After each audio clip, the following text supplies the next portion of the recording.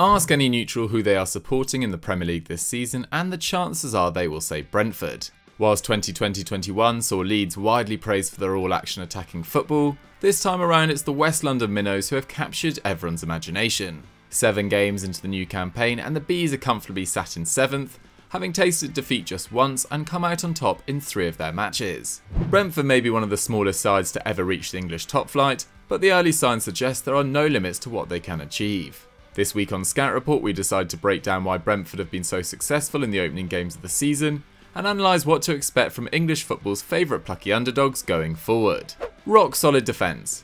The man in charge of keeping Brentford afloat is Thomas Frank. An enigmatic Danish coach with a personality befitting of the Bees' newfound cult status, the 47-year-old has been central to their recent success, building on the solid foundations left to him by his former boss Dean Smith by delivering attractive attacking football. That was certainly the case in the Championship, where Brentford scored 159 times in the past 2 seasons alone. In fact, last term, Sergi Canos, Bryan Mbeumo and Ivan Toney created 157 chances between them and scored 48 times. Toney was particularly devastating, setting a new Championship record of 31 goals in the regular season, not bad for a £5.6 million pickup from Peterborough. In order to achieve attacking supremacy, Frank set out his side in a loose 4-3-3 that shifted into a 3-4-3 in possession. He would flood the midfield in order to draw the opposition to the centre of the pitch, leaving their defenders exposed to his wide forwards when they turned over the ball. In the Premier League, it's been clear Brentford can't enjoy the same dominance as they did before. They are currently averaging just 41% possession, 13% less than last season, and only better than Burnley and Everton. Frank has even swapped to a permanent 3-5-2 in order to combat the rising quality they are encountering. Yet their philosophy of flooding the midfield has created a new advantage, with their midfielders closer to their opponents and able to nick in and win the ball. With Southampton, Everton and Spurs the only teams to top their 244 tackles interceptions to date. That work rate is also shown in the fact that only 4 sides can top their 317 successful pressures, testament to their teamwork, determination and defensive shape.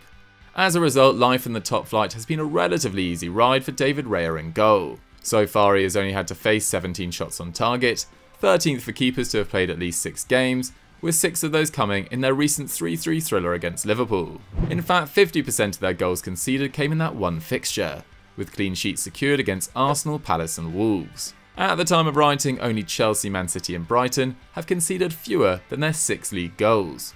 Central to their excellent work are the midfield duo of Christian Norgard and Vitaly Janelt.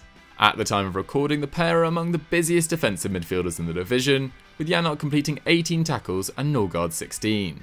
Frank Onyeka, a €10 million signing from the Bees' Danish sister club FC Midtjylland, has also played his part.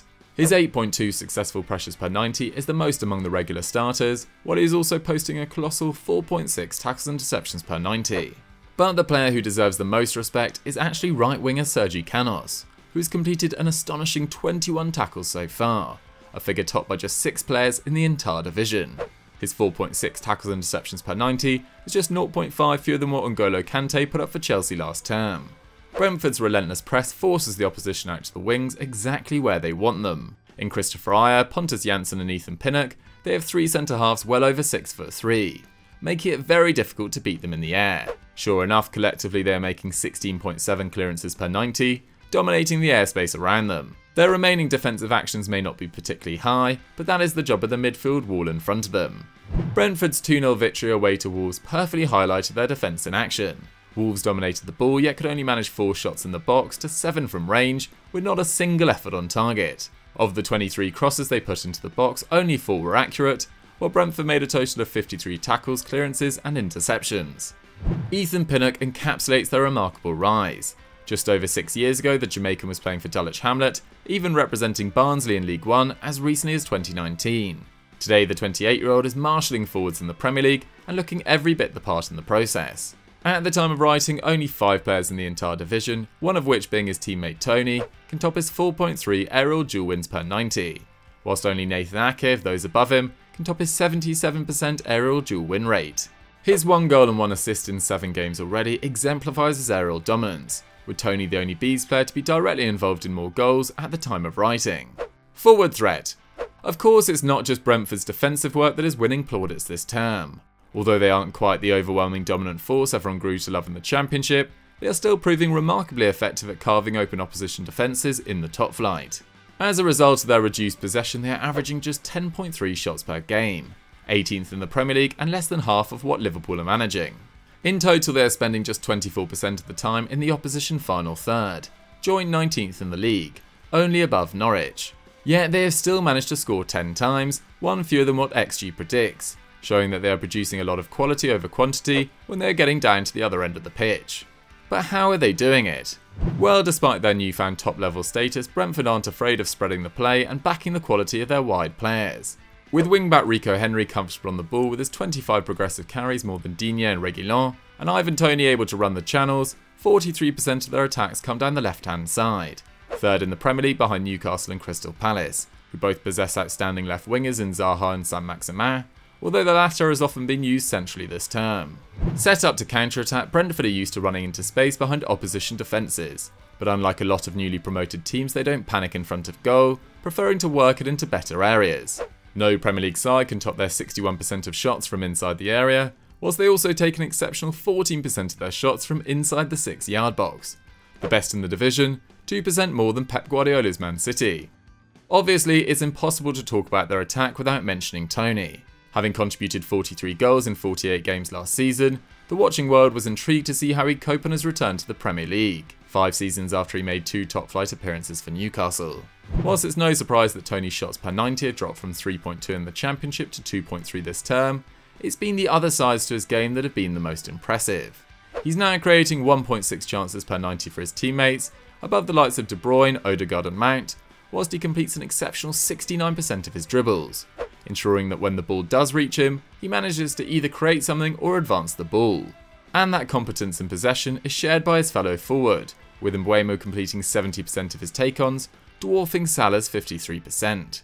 And their crucial role in progressing play out the field is more than matched with their work rate, with Sergi Canos and Norgard the only Bees players to top their 110 and 106 attempted pressures so far this season, allowing Brentford to keep the opposition penned in as far away from their own goal as possible. Shock results.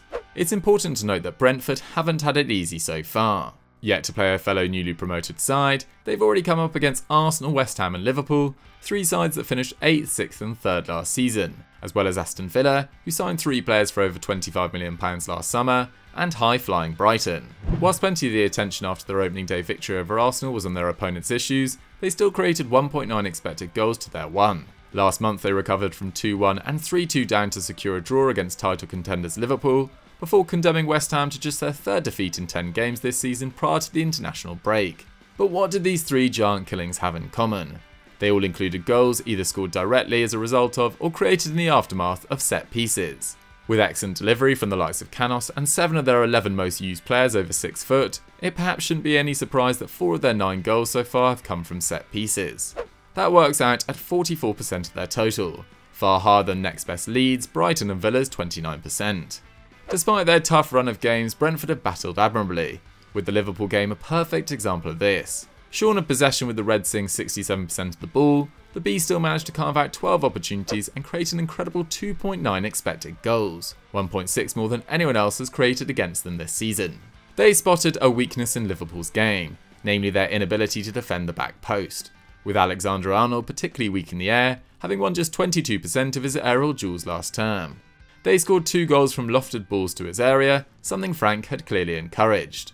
With fellow promoted sides Norwich winless and Watford already onto their 2nd manager of the season, it's fair to say that Brentford, currently 2 points behind Man City and 4 off table toppers Liverpool, have been this season's surprise package. With a watertight defence, counter-attacking threat and a brave up-and-coming manager, a top 10 finish unthinkable a few months ago doesn't look outside of the realms of possibility. So guys, that was our scout report on what has made Brentford so special this season. What did you guys think of it, and where do you guys think they can finish this season? Get your answers to both those questions in the comments down below.